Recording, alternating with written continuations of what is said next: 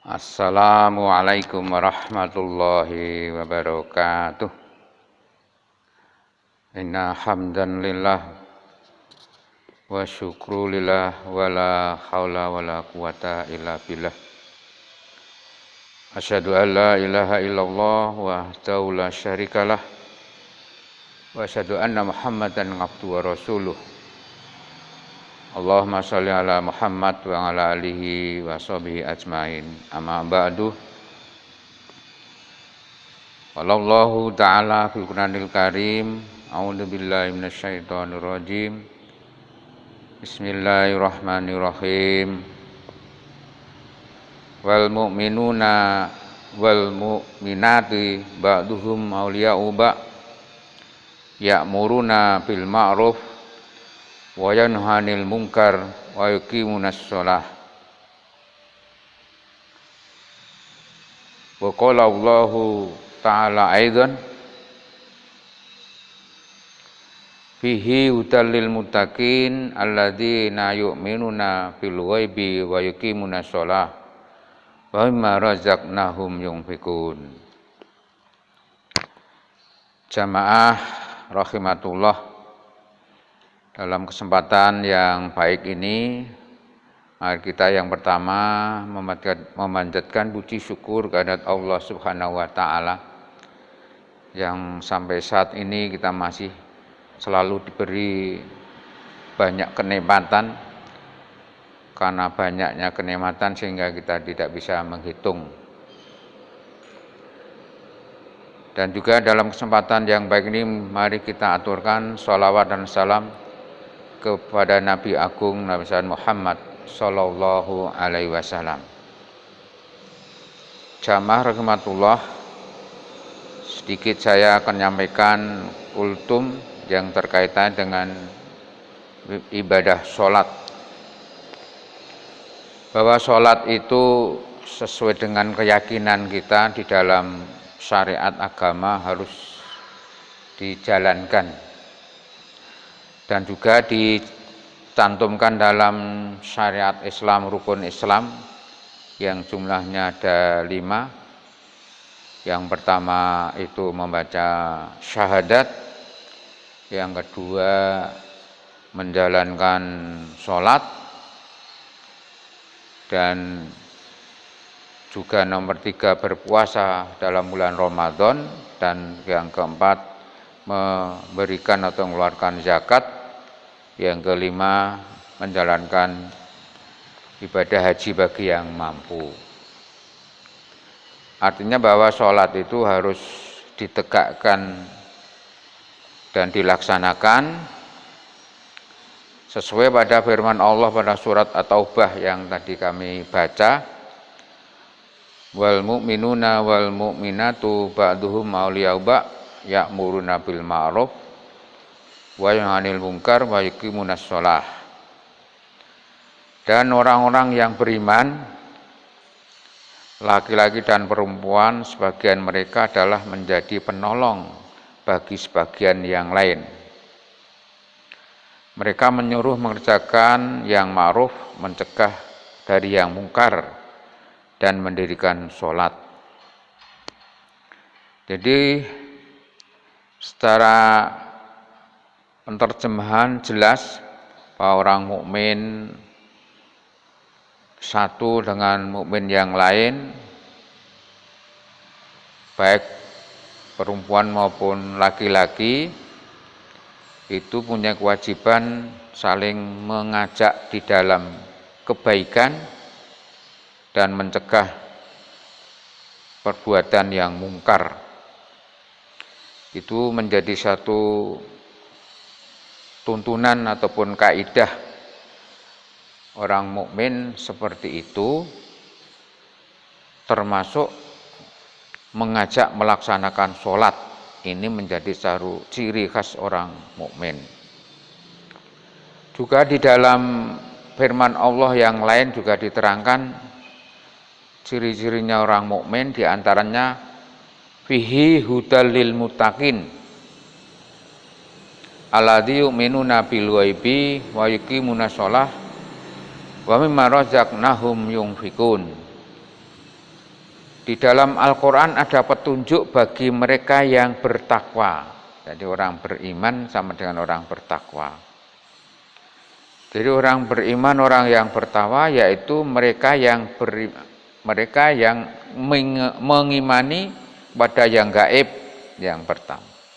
Iman kepada gaib termasuk iman kepada Allah, iman kepada neraka, surga. Setelah iman kepada gaib, dia mendirikan sholat. Jadi dia selalu melaksanakan sholat dan menafkahkan yang dia punyai sedikit dari anugerah Allah itu. Artinya kalau punya rezeki sebagian diwakafkan atau diinfakkan. Jelas orang mukmin itu cirinya diantara adalah juga melaksanakan sholat.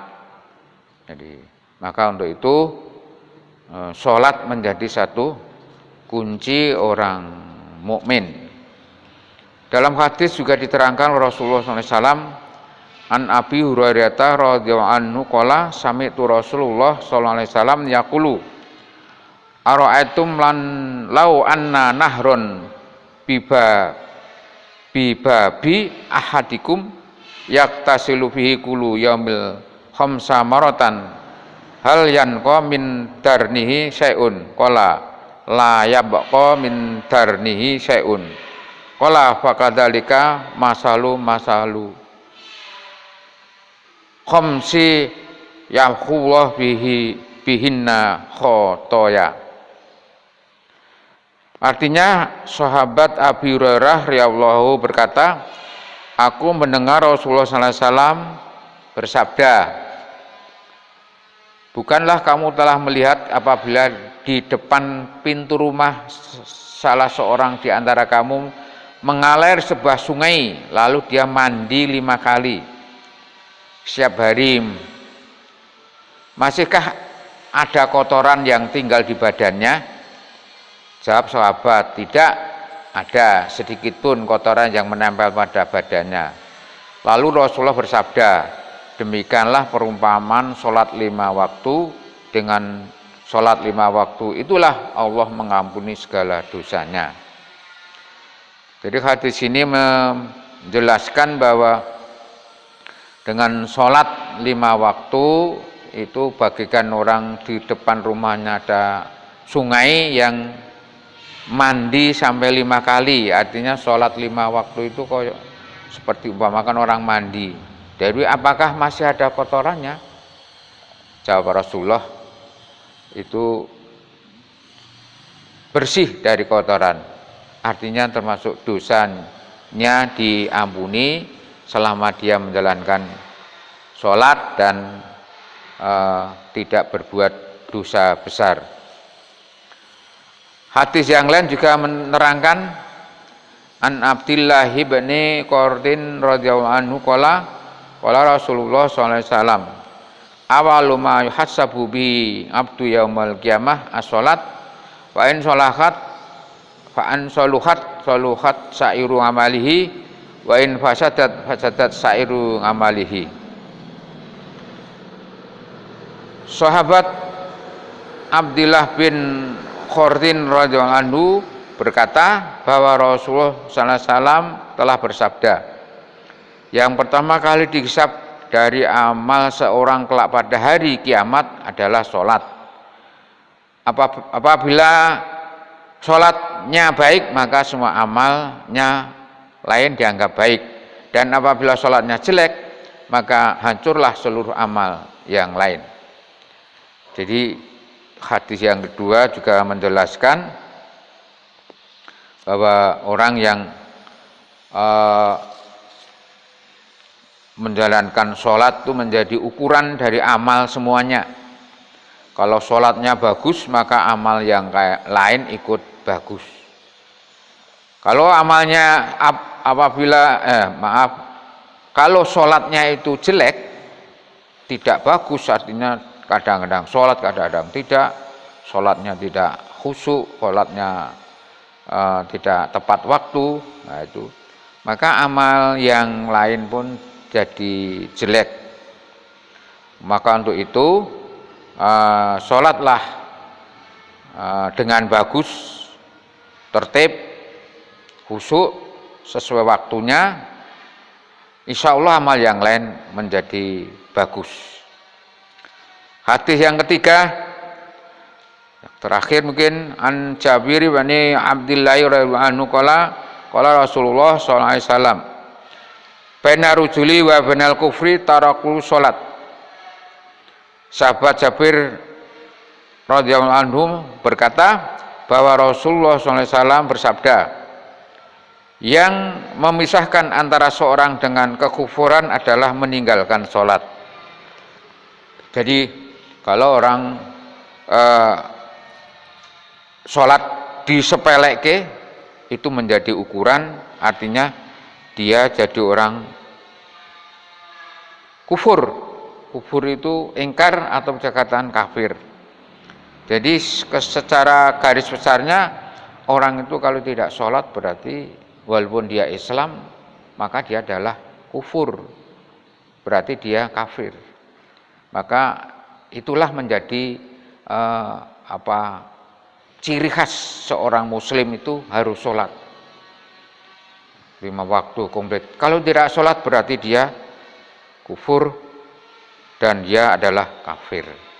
Demikian sebuah hadis yang kami sampaikan yang cukup jelas dari beberapa keterangan kaitan dengan sholat, dan masih banyak hal lain atau masih banyak Quran atau hadis yang menerangkan kaitan dengan masalah sholat.